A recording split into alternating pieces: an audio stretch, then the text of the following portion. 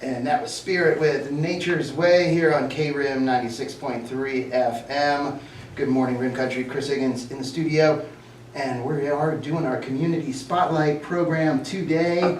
And I hope you're having a great Wednesday morning. Beautiful morning out there. Still going to be a little bit hot this week, but so much better than the valley. So, hey, we'll take it. We love it here in Rim Country. Well, this morning we have District 1 Supervisor Steve Christensen in the studio. Good morning, Steve. Good morning, Chris. How are you? Great. And we're going to be talking all about Gila County and what's going on in Gila County. There's always something happening. Well, it's cooling off. That's a good thing. It is. It's still, in the 90s, but the evenings are great. Getting down into the low 60s at night, which is nice. Very nice. A little rainy around, not enough though, but the elk are bugling, I hear, so that's good. Oh yeah, and hopefully a little bit more rain. It looked like there was a chance maybe this weekend of getting some rain, which would be great, but and then some, the temperatures as it gets down into the 80s, the 70s. So nice. Yeah, it's a good time of year. So it is.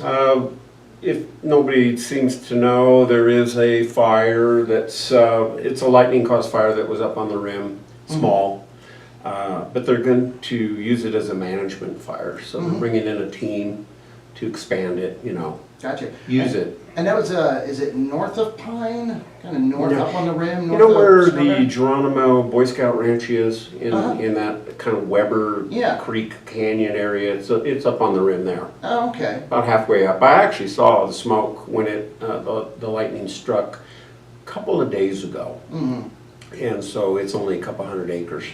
But they've got a team that's coming in and they'll start growing it to probably a few thousand acres to manage the undergrowth. Yes, and that's something that's good to point out for maybe people that are just moving into the area or people that never, I guess, understood and they just saw the Forest Service putting out fires. They would put out fires as quickly as possible. Right. And, minimize the extent of the burn area, but put it out as quickly as possible. Then the Forest Service realized, hey, if we can manage this and let that fire burn the undergrowth, just like you said, the undergrowth, all of the fuels that are under the large ponderosa pine trees and the larger trees that survive the fire, they survive the fire and that undergrowth just burns, then that is a much better way to manage the forest and keep it healthier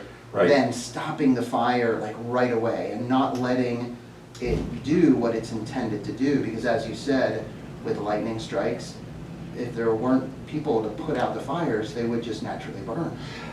They would, and so there's really three kinds of fires. The prescribed fire is where the Forest Service says we are going to intentionally burn an area even though it's not burning already, okay?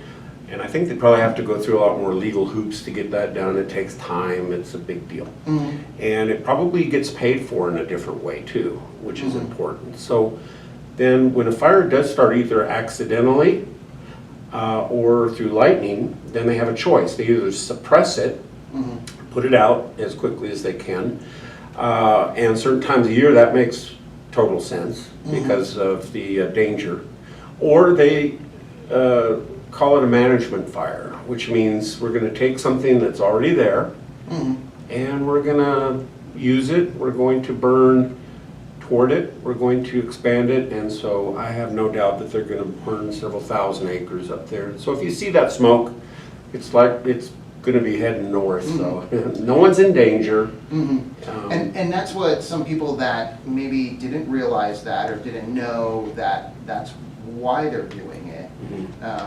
And they say, well, they're just, they're allowing the forest to burn and all these, the beautiful forest. Yeah, the beautiful forest. It's helping the forest. It's helping the forest and it's helping to preserve those large trees. Right.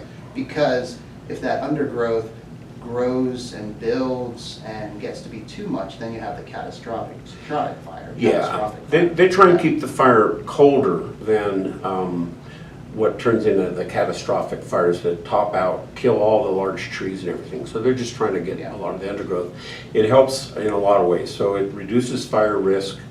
It helps with the watershed, you know, when it does rain, and it also helps with grasses, and which helps the wildlife and everything. So it's all a very good, positive thing. It is, and there are some negatives, you know, as far as smoke being in the air. So Yeah. people with asthma or with, you know, breathing Yeah. issues, yes, it is a nuisance or an inconvenience, but boy, it's much better to have these managed fires and these fires that they're controlling, that are burning the underbrush, rather than having the catastrophic fire. Absolutely. So, Yeah, and so maybe we'll get smoke into town, but usually the wind goes north, and so it's probably going to all go that direction. Yep, yep. Yeah. So there we go. So what else happening in Gila County? Well, we got a fair coming up. Oh, that's right, Northern Gila County Northern Fair. Gila County Fair is coming up here in Payson at the event center.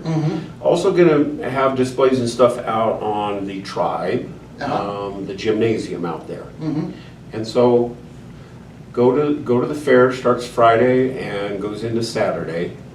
And there's animals. There's all kinds of contests with growing things, and there's a carnival out there. There's things to do, things to buy, things to eat. There's going to be entertainment, and it's all done with volunteer labor and all of that. So the parking is only $5. So if you can't afford $5, well, you can go over to the casino and get a shuttle to come over. Exactly. But if you can afford the $5, park over there. It helps fund, you know, the whole process gets funded that way. And so support the locals, support the vendors, and, you know, have a good time. Yep. And the opening ceremonies, or opening day is Friday, this Right, Friday. right. It goes until Sunday. And it's open from 9 a.m. to 3 p.m. I think Sunday it opens up a little bit later. I think it opens up at 10. But exhibits over in the Tonopatchy Gym, like you said, from 10 a.m. to 6 p.m. Photography. Everything. Lots of stuff from the kids, you know, Yeah. kids from the schools. They'll do paintings or they'll do artwork of some sort, and that all gets entered in. That's a great thing. Then the contests of growing vegetables. You know, you have the biggest zucchini or, you know, nicest tomato plant, things like that. Yep. And on the main stage opening day, there's magic shows, the Territorial Troopers, their Western show, House of Voodoo with an exotic animal exhibit. Right, reptiles and stuff. Yep. Live music with Tom Claxton, then the Payson Concert Band, Donnie Grubb Band. But then at 6 o'clock is the opening ceremony and hailing our heroes. And that, I know Cameron Davis with Razor Thin Media, who does Discover Gila County, he's a big part of that and has put videos together, and I think featuring Pleasant Valley Veterans Retreat. Okay, that's great. Yeah. Now, Pleasant Valley Veterans Retreat is located in the Pleasant Valley Young area, and it's a great thing. So the county has been putting money into that and expanding it. It's going to be really a wonderful thing. It already is a wonderful thing. I was going to say, yeah. But it's going to continue to grow and expand and be something that would attract veterans from all over the country. Yes. Yeah. Yeah, amazing. And then in the main arena, a goat roping competition. Oh, dear. Oh yeah, goat roping. And Friday night is also football. The Longhorns taking on the Page Sand Devils.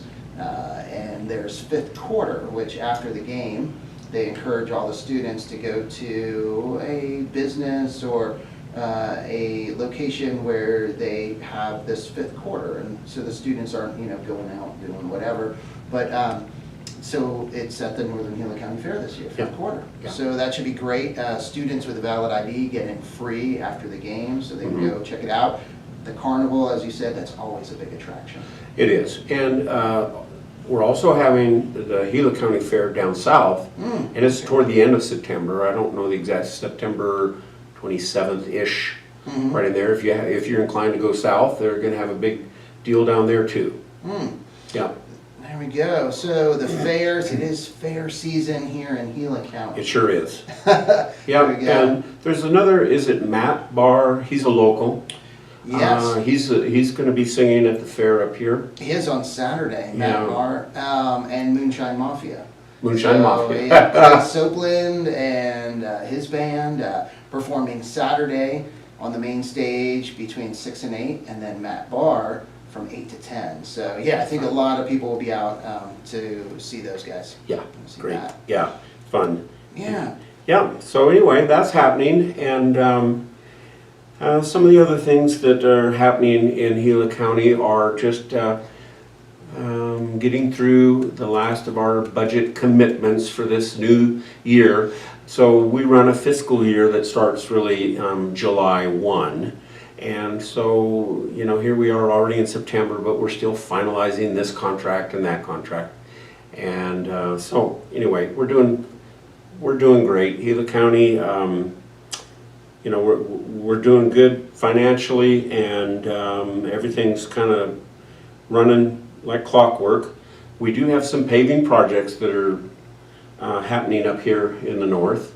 So We just finished Geisela Road. okay. Now that was a chip seal project, and the quality of the project is a little less than what I would like to see. So we're going to readdress that next fall and see if we can smooth it out even a little bit more. Chip seal is kind of a tricky thing, and the temperatures have to all be right and everything. And we also are doing about a 4.5-mile section of Houston Mesa Road, part of which is the town of Payson is going to participate.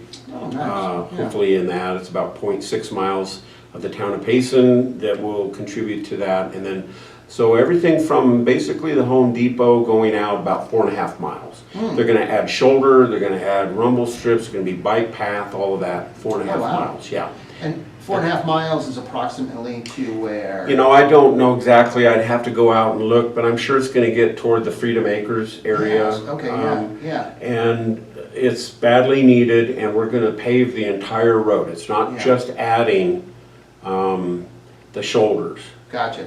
Because it's in pretty bad shape, and we decided and concluded that it's going to cost more probably to do a patch situation with just adding the shoulders than to just repave everything. So we actually at our yesterday's meeting approved an increase in spending of another 1.2 million to pave the entire roadway, both lanes, plus the shoulders and all that. And for 4.5 miles, $1.2 million is really a bargain.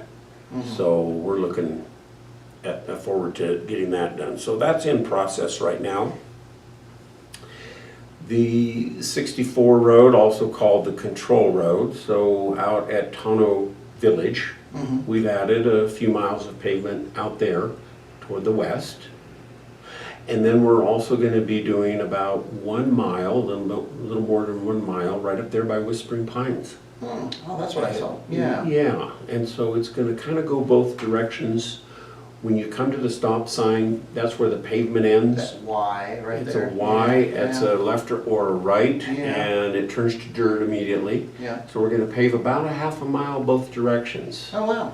Okay. So to the left, it'll pave to what's called the 32 road, which goes to Rim Trail. To the right, it'll cross the bridge and go to where you would go to Verde Glen. Okay? So it's going to do that. And that'll help a lot on noise, dust, and lots of stuff. That's what I was just thinking, if people maybe listening or watching say, wait, why would you only do a short section? But that will have a big impact on the homes right there and keeping the dust down. The dust. And dust is not just a nuisance, it's actually a hazard, a breathing hazard. So it needs to be done. It's a very well-traveled road. The more we pave, the less maintenance it costs the county. So when you do paving and you do it right, like Houston Mesa Road, that project will last 20 years. That's going to outlast everybody that's making the decisions today. So, but if something remains dirt, you're on it every few months trying to keep it, and it's never ever really good. And so it's just helpful to do that. And a lot of it that we're doing is grant money. We're just getting we're getting grant money, so the taxpayers and that are not impacted so much here in Gila County. It's sort of a shared thing, nationwide money. Yeah, yeah, which is great. And so that's good to see, because I think I remember you saying in the county there's 700 miles of road? Yeah, a little over 700 miles. A little over 700, wow. Only a couple hundred are paved. So a lot of them are Forest Service type roads. Gotcha. And you know, when we talk about Houston Mesa Road, that's a Forest Service road. Okay. But the Forest Service, so sometimes we can get money from them, but anyway, it's kind of this cooperative situation.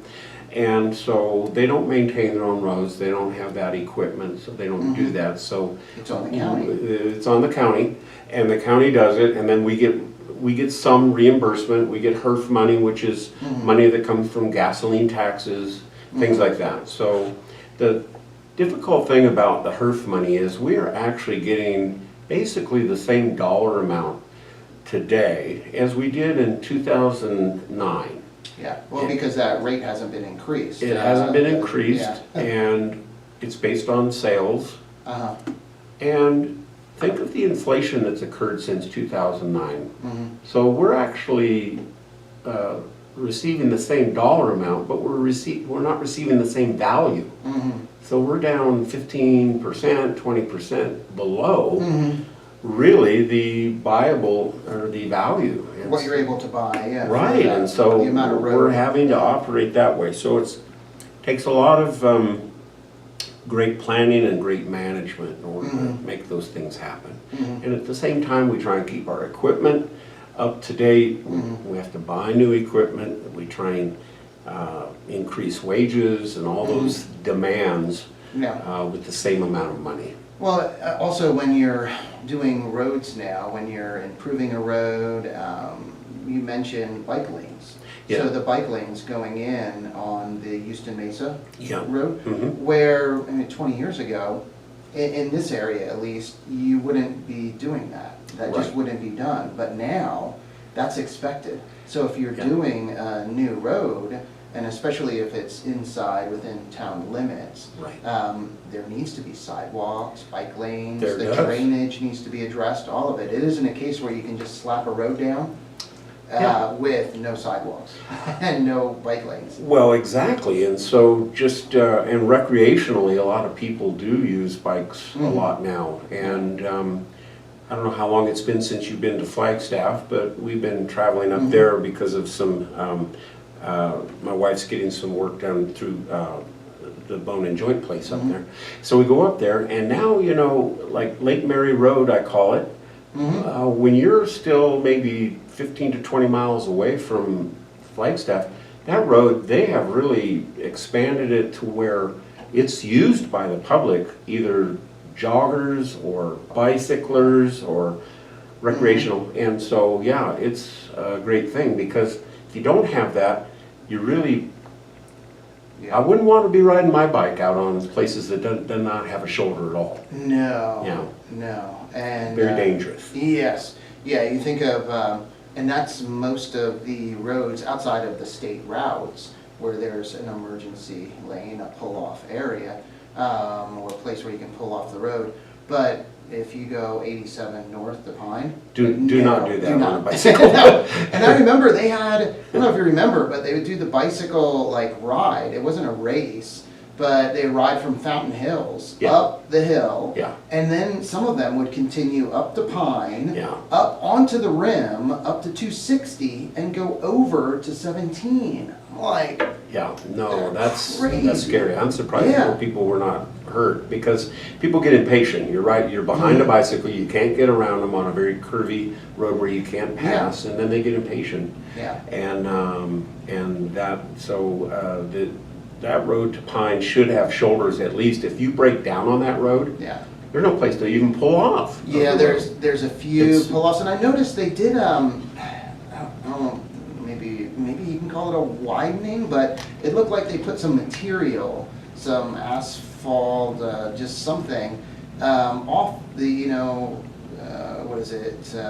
the road a little bit, to where it gives you a little space to where, if oncoming or something, you can't pull off. They've But- made some improvements, but Yeah. certainly not enough. There's not enough guardrails on that road Yeah, either. yeah. I mean, if you're not paying attention at night, the road zigs to the left, and if you don't do that, you're flying high off the cliff, so. Yeah, that's right, guardrails when you come down off the rim into Strawberry. Yeah. There's guardrails on that section. Yeah. But then, like you said, between Pine and Payson. you Right. know? Yeah. So, yeah, there's always challenges when it comes Yeah. to our roads. I would say that roads and drainage are probably two of the highest things on the list as far as people complaining or worried about or needing something done. Drainage and roads. And then you brought up, when you mentioned drainage, it's a good point, because earlier at the beginning of the program, we were talking about the fire management. Yeah. And managing a fire to burn that undergrowth. Well, down in Globe we saw where, the fires that occurred down there that just burned everything. Right. And then now the mudslide or the runoff that wreaks havoc and floods the town or part of the town. So that's been 2 years, or has it been 3? It's been Yeah, 2, I think. yeah. But anyway, that was like the stars lining up. I mean, it was a catastrophically large fire that burned everything way up in the mountains, and everything just burned everything off. So the soil was ready to be washed away. And then we had absolute, just record-breaking rain. 4 inches, 6 inches. Wow. And when that happened, everything just came down into Globe, Miami. I mean, it took out bridges.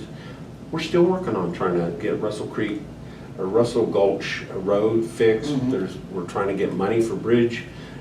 It just destroyed, turned everything into a canyon. It just, still working on those things. Wow. Still, after all this time. Yeah. Yeah. So that's where, again, if you can prevent a catastrophic fire, if it can be prevented by letting that undergrowth burn, not only are you creating a healthier forest, but you're keeping, possibly, or keeping that from happening. Yeah. Just the, runoff that is out of control. Yeah.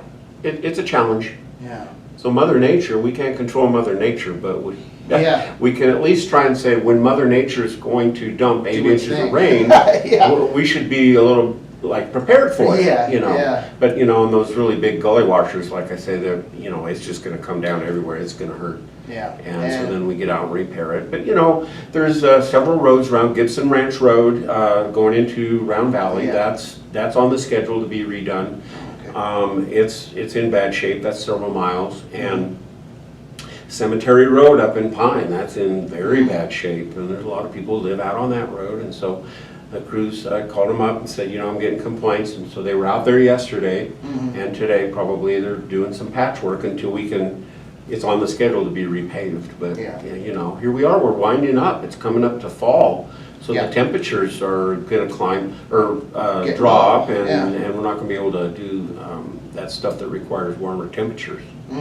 So. And if you want to give the website first, Gila County, let's see, AZ, there it is, GilaCountyAZ.com, I believe, GilaCountyAZ.gov. Gov, yeah. Sorry, .gov, the Gila County website. A lot of information on there. Also hiring, if you're looking for a position. Gila County has some positions open. Also an event calendar and a link to Discover Gila County, which has just a ton of information about activities, places to visit in Gila County, just highlighting all of the sites in Gila County. Well, and you can also click on the supervisor section. You can find me or your supervisor if you don't live in my district. But anyway, it doesn't really matter. I get calls from all over. So you can email me, you can call me, we can get together. I'm happy to call you back, things like that. I'm available. All right. And you also are on Facebook as well. Yeah, Facebook under Supervisor Steve Christensen. There we go. All right. Well, it's 10:30. Thank you so much, Steve. Oh, thank you. Coming on today. And it's We say that, I think we say this before every program, there's just so much happening, and I think people don't realize, even though we're a smaller town, the county, population, not, the highest, but boy, there's just so many things. Well, we just passed probably the busiest weekend, okay, when it comes to traffic. And so those are other things that we just have to deal with living in a beautiful place, the best county in Arizona, and people they all want to come up here. And, yes. So that's a good thing, and it's also a challenging thing. That's true, and that's something that I always, remind people is people want to come here, and that's why people are up here. And the majority of people that live here, they move from somewhere else, and they moved here because how beautiful it is. It is. So, and treasure the fact that they're not here that way every weekend, but that's actually money rolling into our community. Yep, rolling into the county. They're using our restaurants, our hotels, they're buying things, they're buying gas. All of that benefits us locally without local dollars having to provide it. Yes. So it's all very beneficial. It is, certainly is. Well, thank you, Steve. Again, thank you. Thank you, everyone, for listening and watching this morning. Also, thank you to One Tom Plumber for sponsoring our Community Spotlight program. Time to get back to the music with some Neil Young, Manfred Mann, Mott the Hoppo, and more. But first, let's get an update from the National Weather Service. With this morning's KRIM weather forecast, Okay, I've got a